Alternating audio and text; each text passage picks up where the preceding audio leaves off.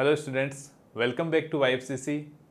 आज हम चर्चा करने जा रहे हैं 1861 के भारत परिषद अधिनियम के बारे में। जानेंगे सबसे पहले इसके उद्देश्यों के बारे में। ये जो एक्ट है, इससे पहले 1857 की क्रांति होती है और 1857 की क्रांति में ब्रिटिशर्स को यह महसूस हो जाता है कि आने वाले समय में उनका जो शासन है वो लंबे समय तक नहीं चल पाएगा। यदि उन्हें लंबे समय तक भारत में शासन करना है तो उन्हें कुछ अलग नीति अपनानी होगी। तो इसी रेस्पेक्ट में उन्होंने एक नीति का प्रतिपादन किया जिसे कहते हैं सहयोग की नीति या उदार निरंकुशता की नीति।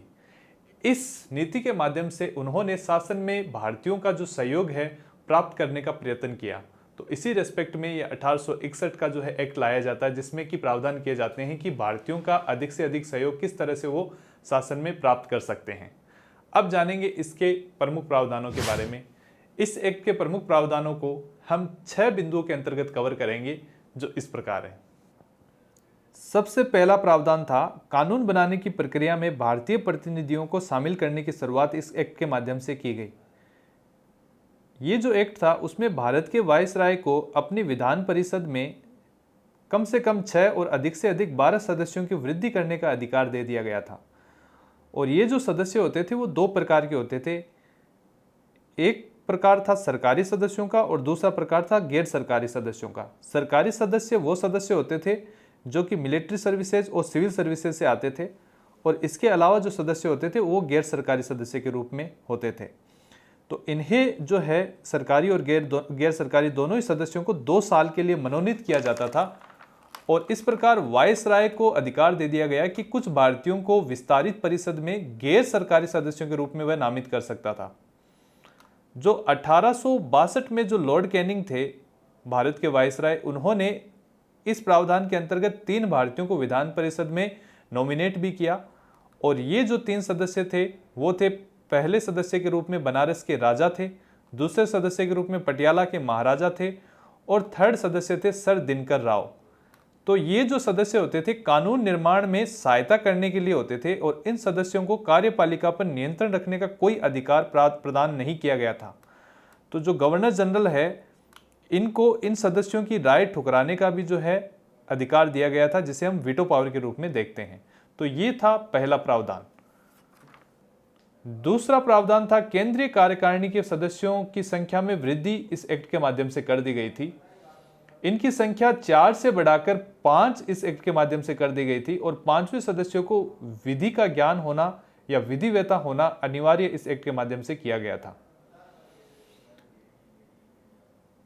तीसरा महत्वपूर्ण प्रावधान था पोर्टफोलियो प्रणाली की शुरुआत। इसमें वायसराय को परिषद के कार्य संचालन के लिए नियम और आदेश बनाने की जो है शक्तियां हैं जो प्रदान की गई थी, उनमें वृद्धि की गई थी इस एक्ट के माध्यम से, जिनके आधार पर लॉर्ड कैनिंग द्वारा 1859 में पोर्टफोलियो प्रणाली की शुरुआत की गई थी। पोर्टफोलियो प्रणाली को हम विभागीय प्रणाली के नाम से भी जानते हैं, जिसके अंतर्गत वायसराय की परिषद का एक सदस्य एक या अधिक सरकारी विभागों का प्रभारी भी बनाया जा सकता था, जो इस विभाग के प्रशासन के लिए उत्तरदायी होता था। इस प्रकार वर्तमान में भारत में जो मंत्रिमंडलीय व्यवस्था जो हम देखते हैं, उसकी नींव कहीं न कहीं इसी पोर्टफोलियो प्रणाली से पड़ती है।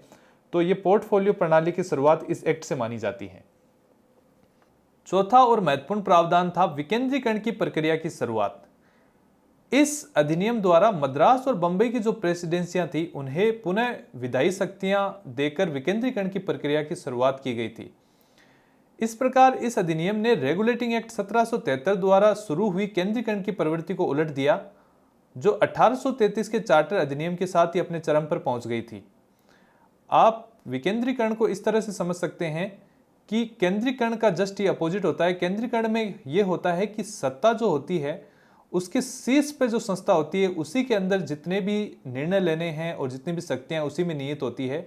जबकि विकेंद्रीकरण में सत्ता के अलग अलग स्तर होते हैं, उनके पास भी कुछ न कुछ अधिकार और निर्णय लेने की शक्तियां होती है।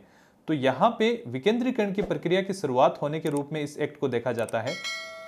और यहाँ पे ध्यान देने योग्य ये बात ये भी है कि प्रांतीय परिषदों द्वारा जो कानून बनाए जाते थे, उन्हें गवर्नर जनरल की अनुमति के बाद ही वैधता इस एक्ट के माध्यम से प्राप्त होनी थी।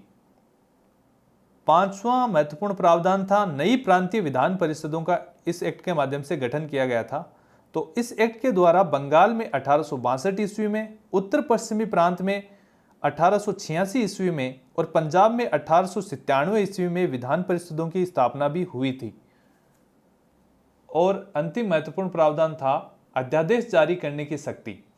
तो इस एक्ट के माध्यम से वायसराय को आपातकाल की स्थिति में बिना काउंसिल की संस्तुति के भी अध्यादेश जारी करने के लिए अधिकृत कर दिया गया था।